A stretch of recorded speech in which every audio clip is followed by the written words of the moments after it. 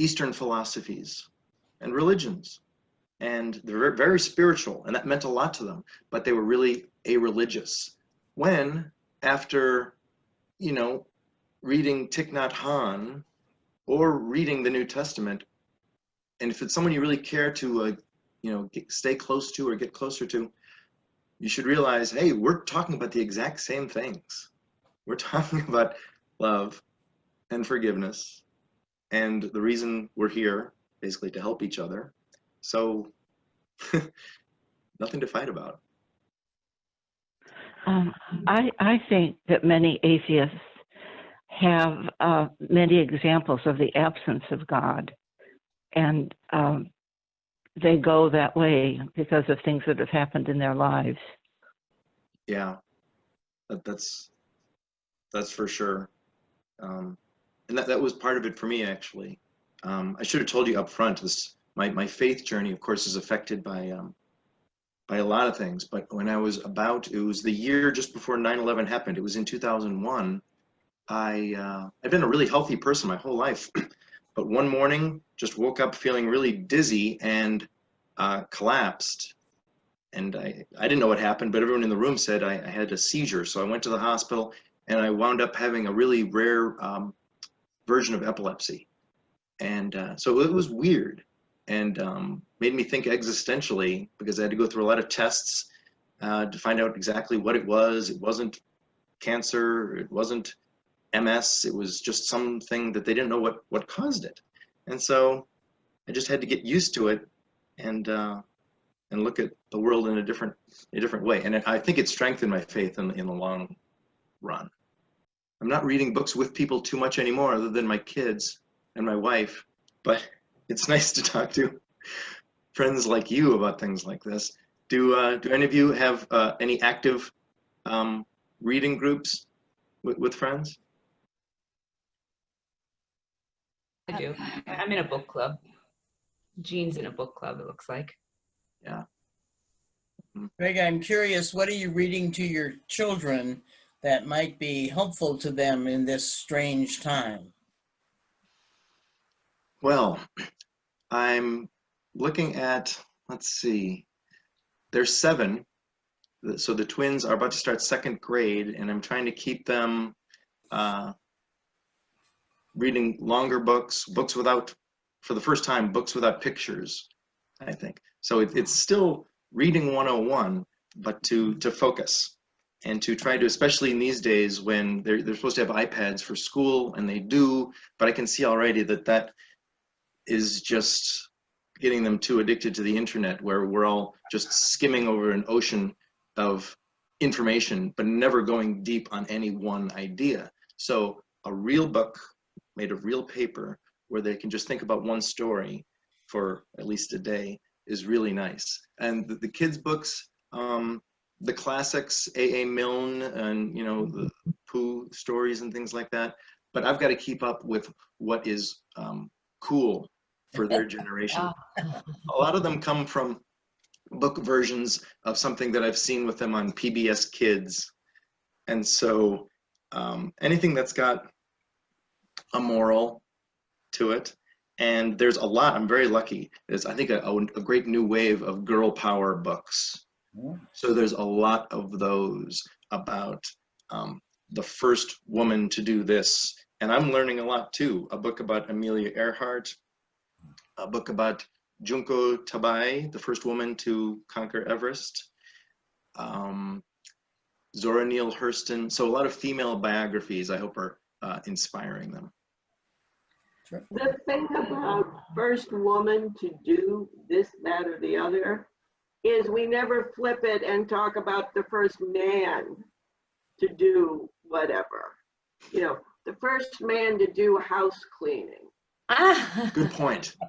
or something that's been tagged as a feminine activity. We don't ever have a conversation. And so, I mean, I'm all for girl power, having been a girl myself, and I think it's absolutely wonderful. Just something to kind of keep in perspective that without emphasizing it, the idea that the first woman to do something implies that men have been doing it for a long time. That's right. And, you know, perhaps also impact that with groundbreaking things that women have done that men never got around to yet. Like nursing and stewardesses and stuff like that. Exactly. Yes.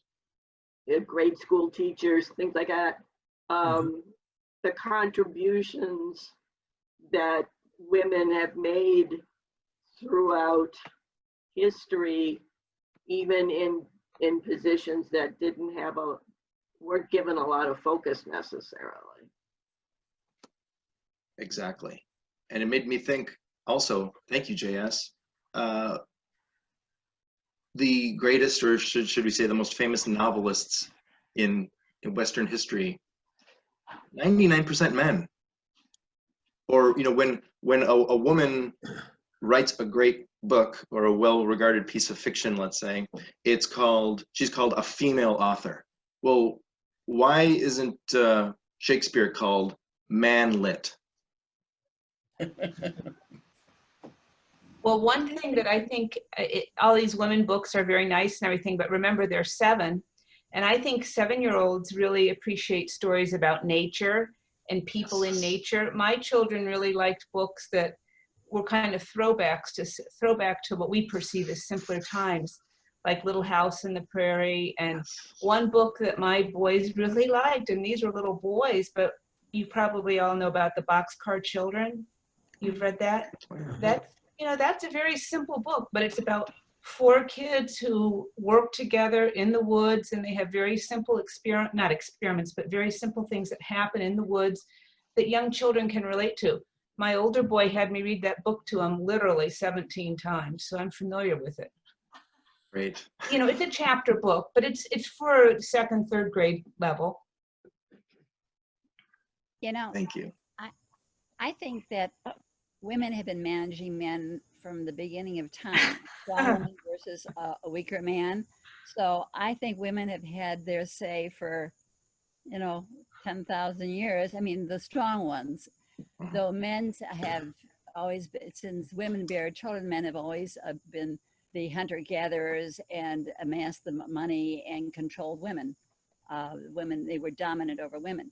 But I don't know, I came in late on your discussion. And from what I understand, Gregory, you are sort of an atheist, but a very sensitive spiritual person and probably a great appreciator of beauty and the universe, as am I. I grew up as a Unitarian, so the Bible was not front and center every single week, and social issues were, and the fact that there were so many people who had said great things, be they Muslim or Buddhists, and those were incorporated in my religious experience. But I would say I'm probably where you are, though I appreciate all the sublime beauty of and drama of our earth, and I think it dramatically, desperately needs protecting. But I don't know, did you cover ESP? Because I've had a number of experiences in my life where things, it seemed like there was foretelling of things, or this is probably one of the most dramatic things. I was a teaching assistant, well, no, I was a graduate hall, residence hall assistant, and I had my own shower, and it was marble, and I thought, and I was thinking when I was taking a shower, if I slip here, and because I did start to slip, and I knocked myself out and the water was running, I could lie here for hours and nobody would know. And the minute I shut the water off, I heard this frantic knocking on my door of my room. And it was the girl who lived next door to me, a very sensitive person. And she said, Ellie, are you all right? And so she somehow had realized that it was a very extra phenomenal, I don't know what you call it. It was a very strange experience, but I've had a number of things in my life that have happened like this. So, and there is a tremendous order in the world. You could say it's scientific, but I don't know if anybody else has had extrasensory perceptions and experiences, which is rather unusual. Thank you, Eleanor. I don't think I've ever told myself that I've had ESP, but I should have been a little more clear. My life has evolved back into faith, true Christian, the community, because like a lot of people, and now I find myself trying to defend myself with closest friends, academics, scientists, and things like that, who are not believers, say, "Oh, Greg, you're getting really religious these days," and then they'll start thinking that I'm just another American, mainline Protestant. And I try to tell them, look, you know me, and don't have to take the Bible literally, but and a lot of people think of literature as their religion. It's they're like a lot of art. Art can be what they do. I've actually quoted to one of them who was an English major, as I remember. We've all got changing lives, and to be able to put some words to it and say, to non-believers and believers of different faiths, we're all talking about the same thing. If some people have said, if there is a God, if there is any God, then all religions are true. We're just coming from things from different centuries and different languages. We're all looking for some meaning greater than ourselves. And to be able to put a name on something and to agree that we are kind of just, heading in the same direction, we want the same meaning in our lives, is more than half the battle. And so I think I'm misquoting Midsummer Night's Dream. Shakespeare said something to the effect of, and the poet's eye, the poet in fine frenzy rolling, gives to airy nothing a name and a habitation.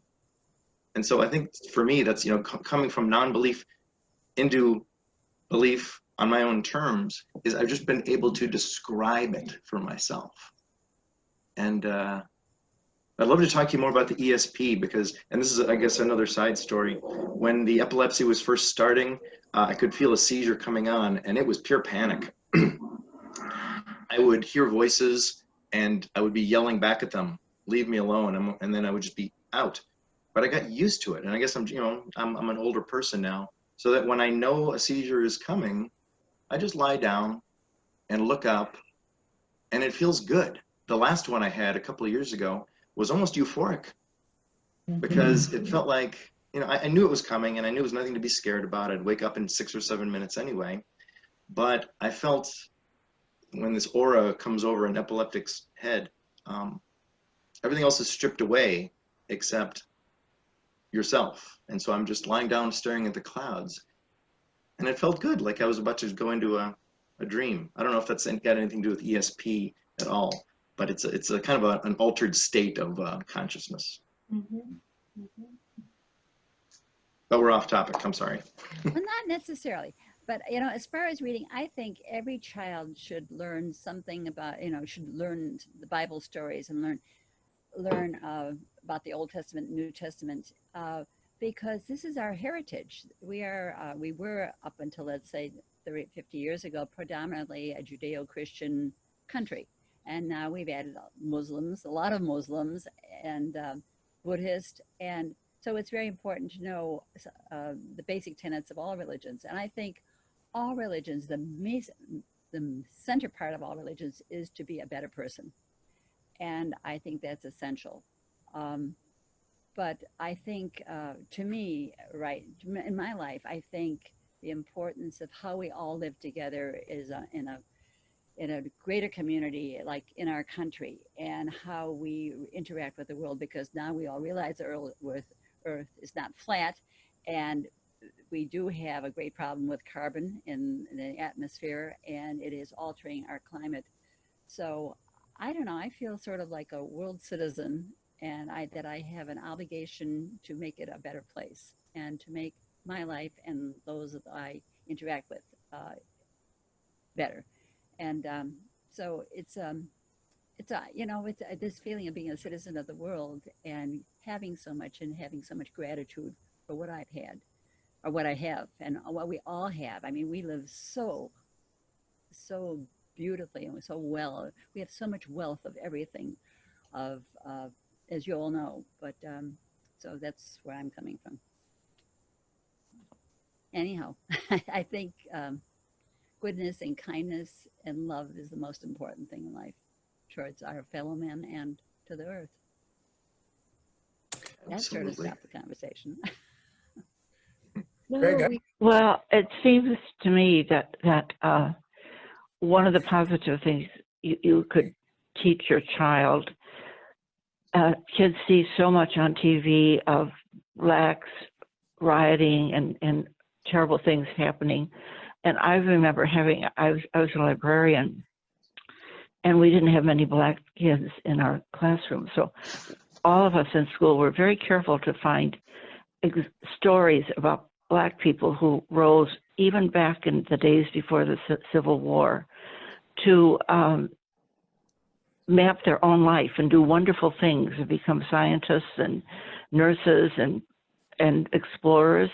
And I think we all have to think positively, even in a era like this.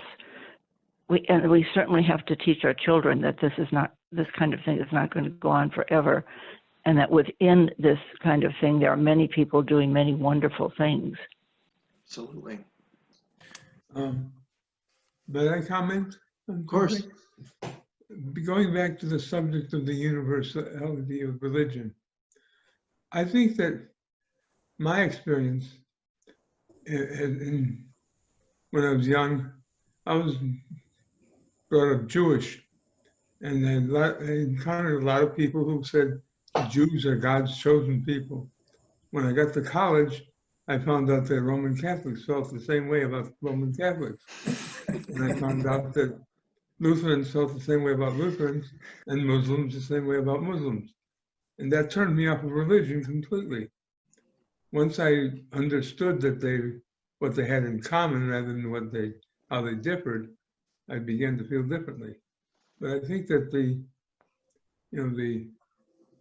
the idea that my way is the only way is the best way to turn people off religion entirely.